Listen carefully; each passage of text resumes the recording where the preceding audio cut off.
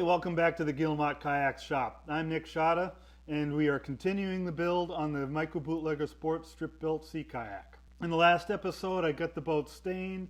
In this episode, I'm not going to do too much. It should be a short episode. I'm just going to take the hull and deck and put them on separate sets of forms, so when it comes time to glass, I can glass them simultaneously. This will also give me a chance to double check the stain job, make sure everything's okay with that, and make sure we're good to go for the fiberglass. I forget the status of the hull here. I forget if I've got it glued on at all or not. I'm just going to try lifting it off.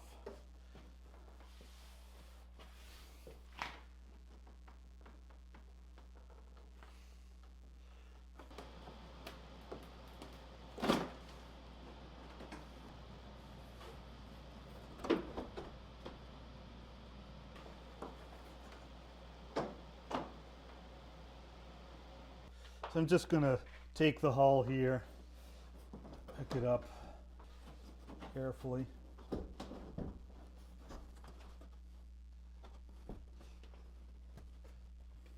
Put it aside. Now I'm going to break the deck off the forms. So again, it's just light taps with the hammer where necessary.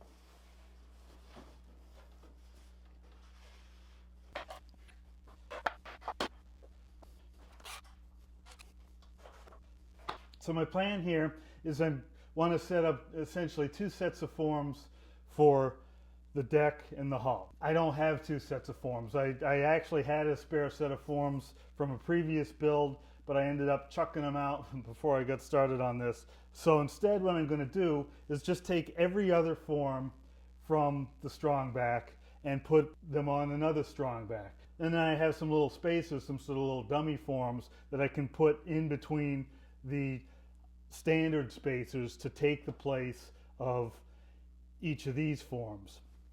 And that way it won't be a full set of forms for the whole boat, deck and hull, but it'll be enough to support it while I do the fiberglassing and so forth and keep it nice and secure and in shape.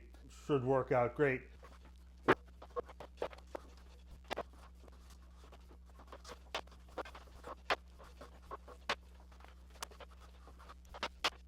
So I made up these little spacers on the CNC machine, and I can just drop those in place here in between and start putting forms back on.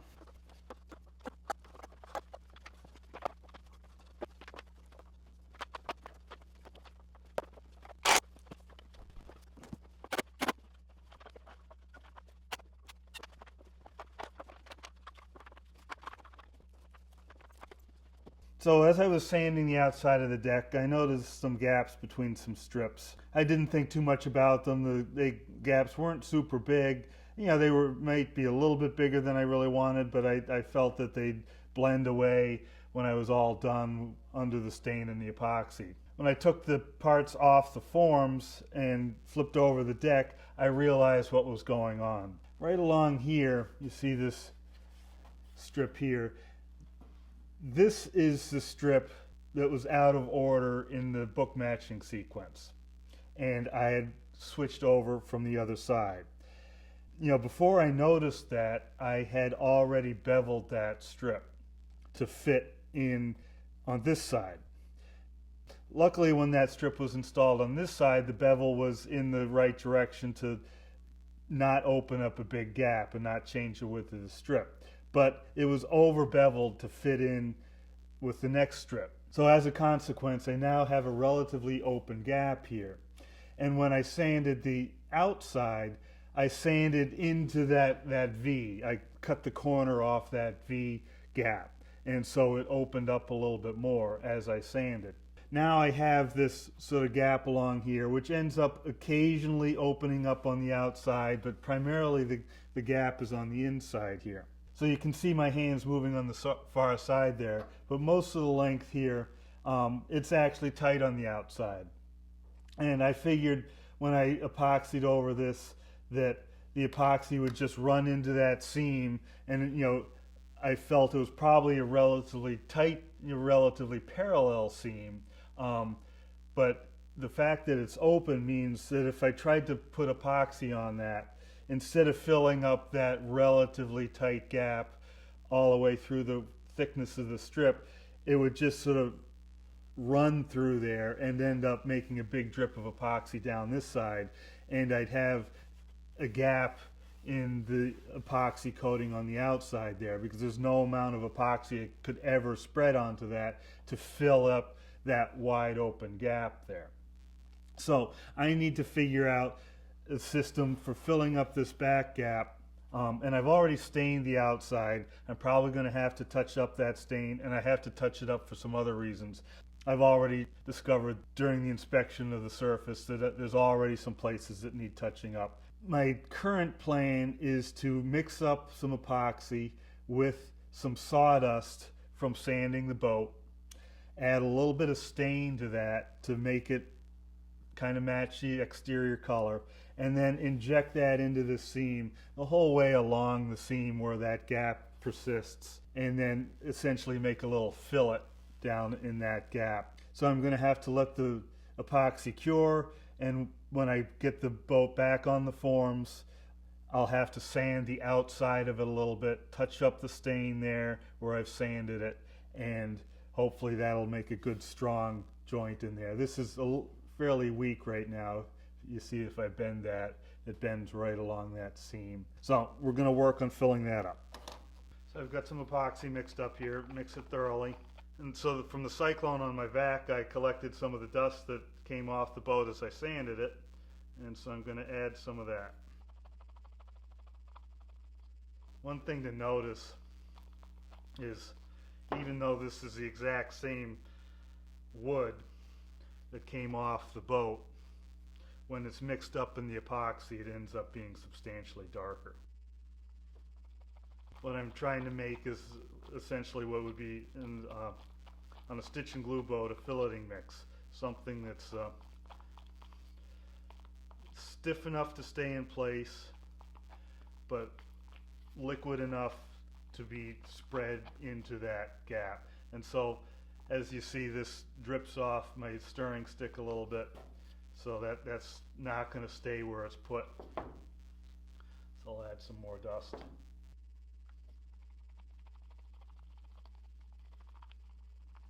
Alright, so that's doesn't really drip off, stays on the stick, but still easily spreadable.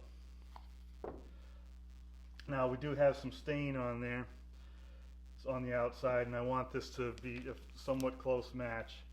This is an alcohol-based stain. Alcohol and epoxy work just fine together.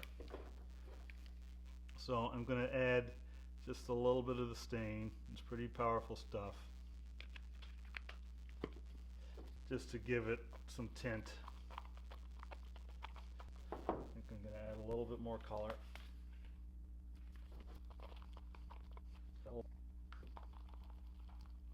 Alright, so it's nice and smooth.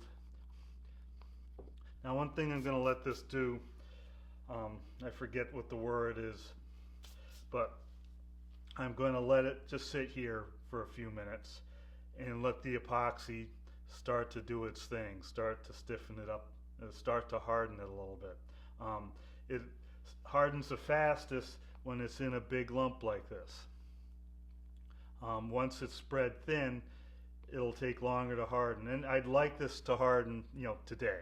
I actually could have mixed some fast epoxy for this, but decided not to. So I'm just going to let that sit there and let the epoxy reaction cook off for a few minutes. And so when I go ahead to spread it, it's already partially cured and will cure that much quicker once it's in the seam. Alright, so I've let it sit for a while. It's actually thickened up a little bit. Now I'm going to take and put it in a piping bag. This is a cake decorating bag.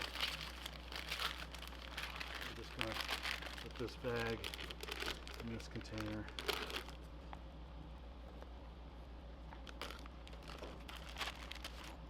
Cut off the tip so it has some place to go.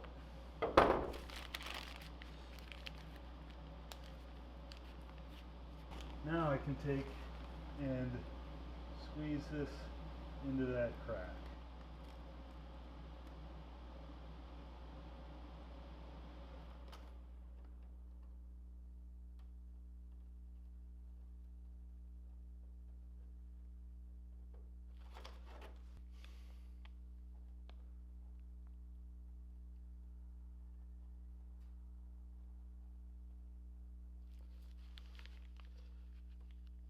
I want to inject it in there, really fill that up, and hopefully it'll actually come oozing out the other side.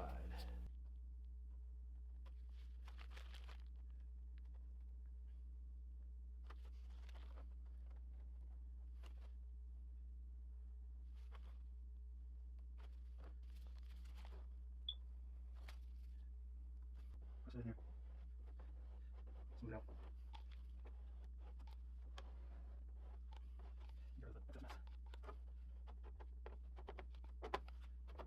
So this is a little bit of a mess now, but I still have to obviously come in and do all the cleanup on the inside, and that'll all look a lot better when it's all done. But until then, I want to let this harden up a bit, and I'll put it back on the forms to do that, and I'll start working on some of the other places that need a little bit of a touch-up. So adding alcohol to the epoxy does slow down the epoxy cure time, so I actually had to wait a day before I could come back and do anything with this. I ended up putting some tape across here to hold it all in alignment and clamp that seam as tight as possible. And that tape has peeled up a little bit of the stain. Not a big deal. I'm going to have to sand away at this anyways. But it's much stronger than it was, and that seam is filled in. The seam will end up being a little bit dark there, but I think it'll look fine. Now I'm just going to sand this smooth and blend it all in and see how it looks.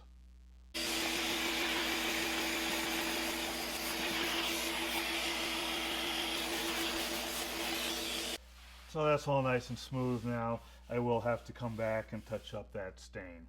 As I was flipping over the boat, my fingernail tagged the side of the boat here. And I got a little scar right there.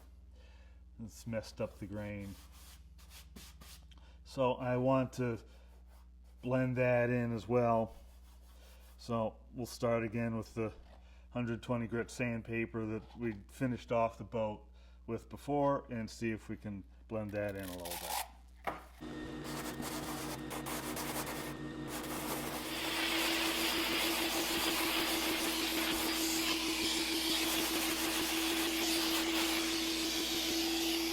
So that looks pretty good. Again, notice I've sanded a large spot around it. As I've said before, if you've got a flaw, you don't just sand away at that spot. You've got to take the region around it and bring it down to the level of the deepest part of that flaw, so you maintain a smooth, fair curve here. So, you know, I had something that was just a tiny little spot right here, and now I've taken and sanded, you know, a foot-long section in that area to just blend it all in.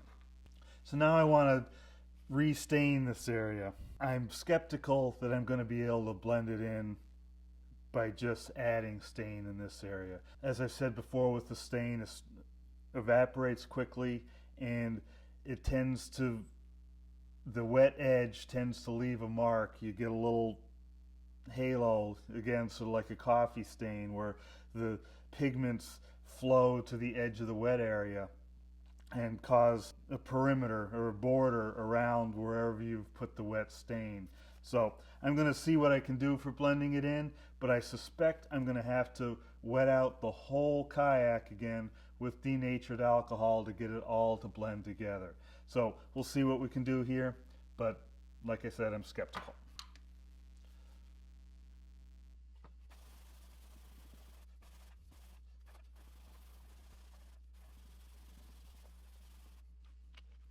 Right now it's wet and dark, so we'll let this dry, see what it looks like. Likewise here where I put the fillet, we want to blend it all in, and actually, now that I'm thinking about it, there's a pretty good chance I'll end up wiping up onto this accent strip. So I'm going to mask that off again.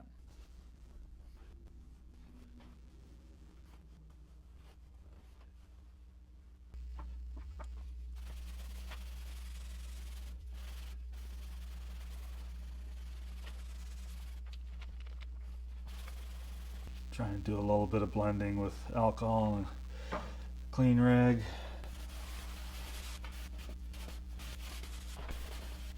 I think that'll probably be pretty good. Probably won't need to do more than that. I've got a couple places along the water line where I didn't quite get the stain all the way onto that accent strip there. I don't know if I just put the masking tape a little bit too low here and so it overlapped onto the body color, or if just because the boat was right side up and it was sort of hard to see down here, whether I just missed applying the stain there.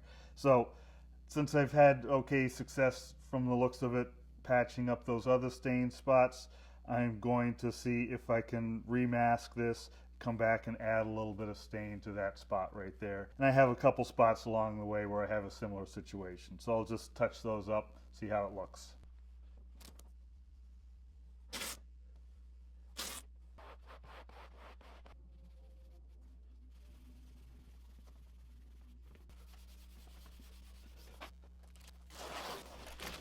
So in some of the accents there is a little bit of bleed through of the stain, but that's on top of the epoxy, so it should come right off. So I'm going to use this little 16th inch wide chisel as a scraper to scrape that top layer of stain off there. I'll set a little straight edge up along the edge of the accent and then carefully just scrape the top surface.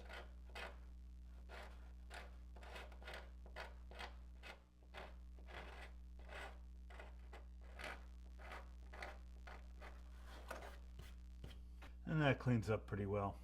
Here it looks like the masking tape is a little off center.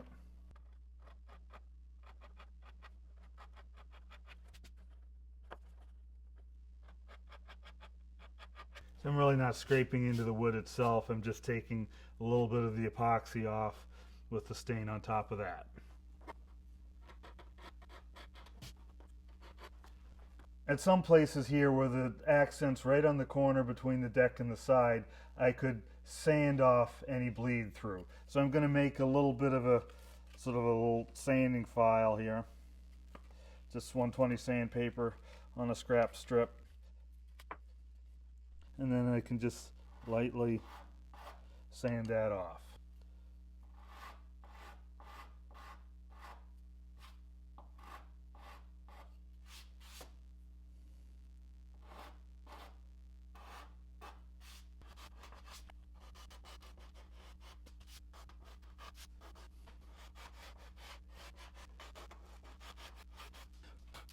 So these accents should really pop when the glass is on there.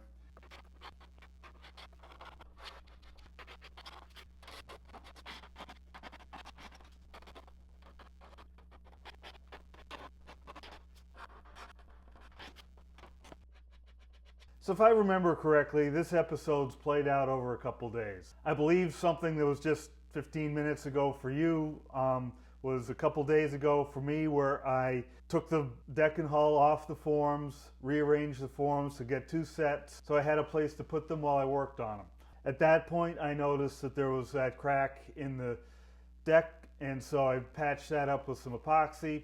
Then I had to redo some of the stain, and that came out better than I expected. I thought I was going to have to wet down the whole boat with denatured alcohol to get everything to blend in, but by using a not super wet rag on that, I was able to rub it in and make it blend out nicely. It actually looks very good. And then the little bit of painstaking work of cleaning up those pinstripes, that seemed like it was a bit of a hassle, but they really pop now, and it was made a lot easier by the fact that I had epoxy on there. I was just taking stain off the epoxy. I didn't have to dig down into the grain of the wood to make those clean up nicely. The next episode is going to be fiberglassing. So I'm just going to do a little bit more prep this afternoon to get it ready for that. I'm going to vacuum the dust off the deck and hull, get them all clean, and then I'm going to roll the fiberglass out. Rolling out the fiberglass in advance isn't something you necessarily have to do, but sometimes it can help things lay down more evenly, particularly if you've got fiberglass that's got wrinkles or folds in it. I'm hoping my glass is in good shape. It came on a roll. I haven't touched the roll yet. I haven't opened it up. But by laying it out and get it all smoothed out, it gives the fiberglass a little time to relax, and any wrinkles that are in it, it often helps to just give it a little bit of time. So this episode wasn't too involved. I did touch a lot of bases, but I didn't actually spend much time doing what you saw done here. But I think it was a useful exercise to really get the stain in good shape, deal with that crack, which I thought was going to be fine, but now is definitely going to be great. Getting these accents really crisped up and nice, and along the water line here, it looks really sharp now. So if you enjoyed this episode, give me a thumbs up. If you're enjoying this whole series and want to keep abreast of what's going on, subscribe. This one didn't have too many tools, but I'll try and get things like the piping bags and the little chisel into the description, so you find out where you can get those. Stuff like the tape. I try to get affiliate links, which will get some money to me if you're buying stuff, but sometimes things just aren't available through Amazon or some affiliate program, but I'll provide the link anyways, just so you know where you can find it. So buying some of this stuff through an affiliate link will help support the production of these videos. Otherwise, I have Patreon. If you want to pitch in $1 a month or something, you get early access to the videos, and it really does help support me making these videos. So right now I'm going to vacuum, roll out the glass, and you'll watch that as we're closing. So until the next episode, thanks for watching and happy paddling.